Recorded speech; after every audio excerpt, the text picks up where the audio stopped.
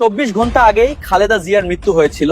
সংবাদ গোপন রেখেছিল তারেক রহমান। তিনি নেই, তিনি মারা গেছেন। এমন পরিস্থিতিতে সরকার যখন তাকে অতি গুরুত্বপূর্ণ ব্যক্তি ঘোষণা করে অতি নিরাপত্তা বলয় আরো শক্ত করে, তখন স্বাভাবিকভাবে অনেক পক্ষের, এমনকি খালেদা জিয়ার নিজের দলের পক্ষেরও কারো কারো চোখে এটি সন্দেহজনক মনে হয়। নানান চড়াই উতরাই পার হয়ে, নানান নাটকীয়তা পার হয়ে বিএনপির ভারপ্রাপ্ত চেয়ারম্যান তারেক রহমান তিনি অবশেষে বাংলাদেশে আসছেন।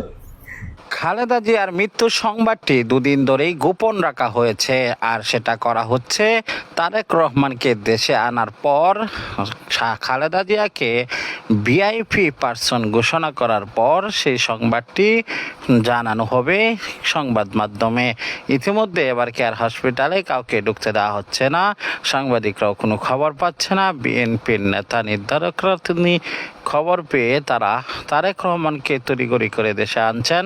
আজকে দেশে আসছে তারেক রহমান। আসুন বিস্তারিত না টেনে লাইক করে শেষ পর্যন্ত দেখতে থাকি।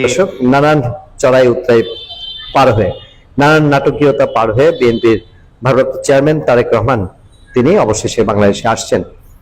তারেক রহমান বাংলাদেশে আসছেন, কখন আসছেন, কিভাবে আসছেন, এই নিয়ে বিস্তর আলোচনা। সারাদিনে যে কথাগুলো ডালপালা মেলেছে আমি সেগুলো আপনাদেরকে বলি, তারপরে এগুলো অথেন্টিফিকেশন নিয়ে বলবো। আমরা গত রাত মধ্যরাতে রাত 3টা সাড়ে 3টার দিকে প্রথম কনফার্ম হয়েছি।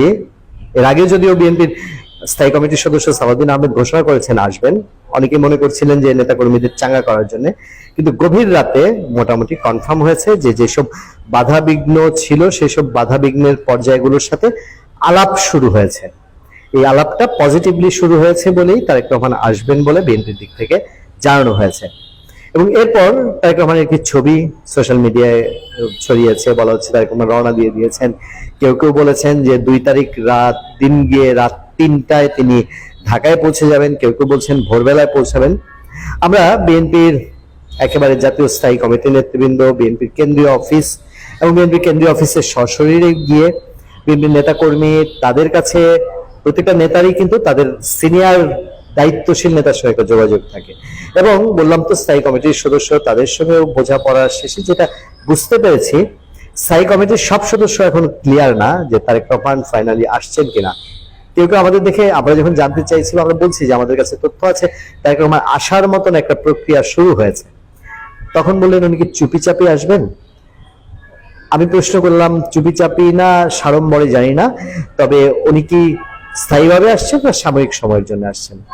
বিএনপির দায়িত্বশীল নেতা উত্তর দিয়েছেন যদি চলেই আসেন তাকে আবার ফেরত পাঠাবে কে, সেই কার সেই হিম্মত আছে বা সেই সুযোগ আছে। অর্থাৎ তারেক রহমান যদি একবার দেশে আসেন তাহলে তিনি স্থায়ীভাবে আসবেন।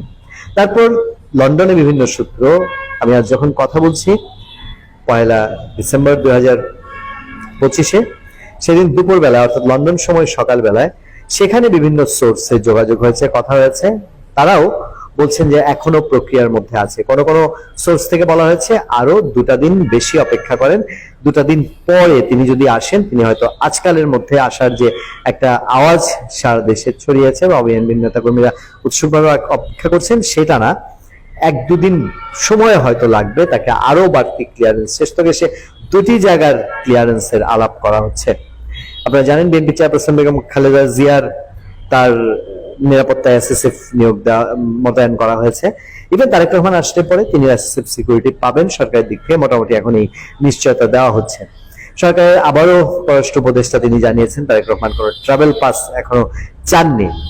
তবে তারেক রহমানের স্ত্রী জুবাইদা রহমান এবং তারেক রহমানের কন্যা জাইমা রহমান, তারা দুজন মোটামুটি প্রস্তুত পর্যায়ে আছেন। ইভেন তারা যে কোনো সময়ে দেশে রওনা দিতে পারেন সেরকম প্রস্তুতিও আছে।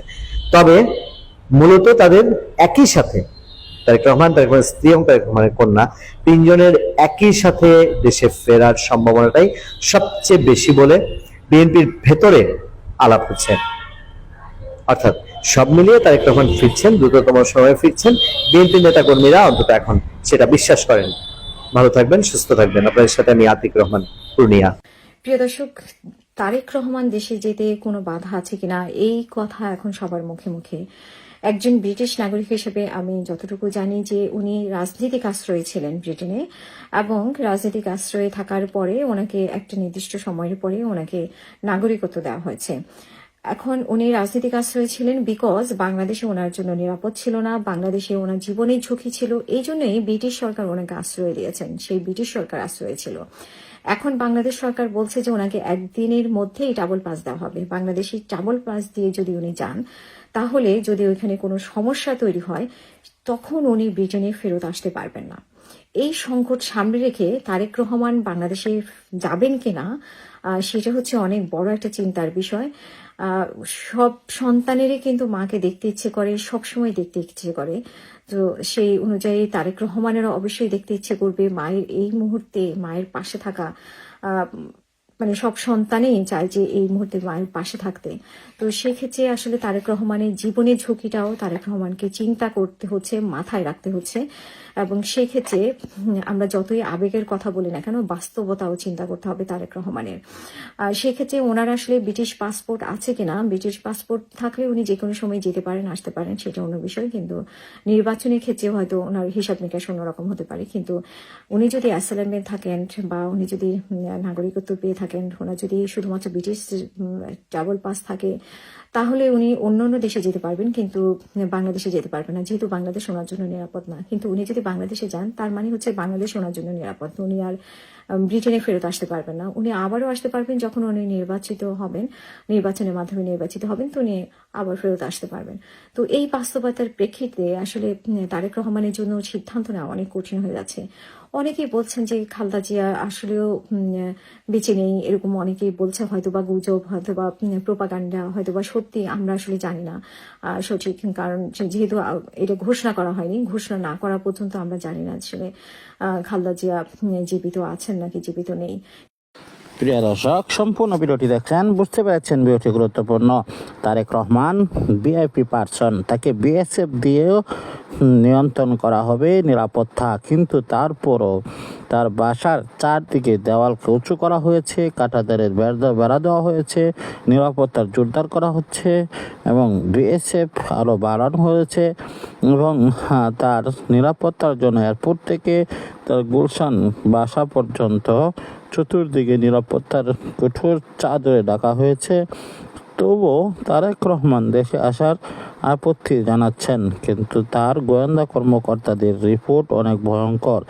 শেখ হাসিনাকে দেশে আনবে এবং শেখ হাসিনা ক্ষমতা দখল করতে পারে, এবং অথবা সেনাবাহিনী ক্ষমতা দখল করতে পারে, অথবা তত্ত্বাবধায়ক সরকার আসতে পারে। আর এইগুলাই হলো তারেক রহমানকে দেশে আসার বাধা।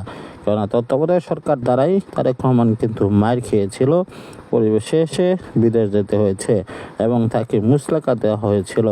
আর দেশে আসলেই সে গ্রেপ্তার হতে পারে, এজন্যই সে ভয়ে তিনি পিছপা হচ্ছেন এবং দেশে আসতে চাচ্ছেন না।